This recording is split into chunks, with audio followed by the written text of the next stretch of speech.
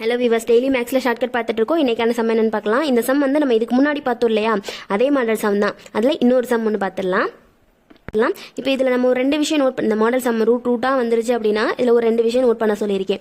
அது என்னன்னா, ரூட்குள்ளே இருக்கிற எல்லா நம்பரும் சேமாக இருக்கா டிஃப்ரெண்ட்டாக இருக்கான்னு பார்க்க சொன்னேன். இன்னொன்று ப்ளஸ் சிம்பிள் இருக்கா எல்லாமே மைனஸ் சிம்பிள் இருக்கான்னு பார்க்க சொன்னேன்.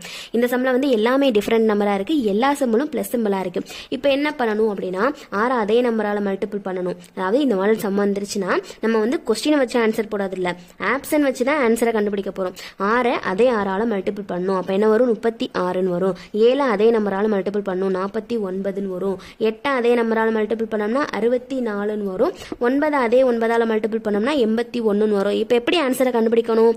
ஃபர்ஸ்ட் இங்க 58 இருக்கு, இங்க பிளஸ் இருக்கு. பிளஸ் சிம்பிள் வந்துருச்சுன்னா 58ஓட பெரிய நம்பர் எதுன்னு பார்க்கணும், நியரஸ்டா இருக்கிற பெரிய நம்பர் எதுன்னு பார்க்கணும். 58க்கும் இப்போ நம்ம கண்டுபிடிக்கிற நம்பருக்கும் வந்து கொஞ்சம் டிஃப்ரெண்ட் தான் இருக்கணும். இப்போ 58ஓட பெரிய நம்பர் எதுன்னு பார்க்கலாமா? 36 சின்ன நம்பர் வேணாம், 49 சின்ன நம்பர் வேணாம். 64 பெரிய நம்பர் 58ஓட, 81 58ஓட பெரிய நம்பர். இப்போ இது ரெண்டை வச்சு தான் நம்ம கண்டுபிடிக்க போறோம். இப்போ 58க்கு நியரஸ்டா இருக்கிறது எது? 81க்கும் 58க்கும் நடுவில் வந்து நிறைய நம்பர் இருக்கு. அப்போ இதுவும் நமக்கான ஆன்சர் இல்லை. 58க்கும் 64க்கும் நடுவில் தான் கொஞ்சம் நம்பர்ஸ் இருக்கு.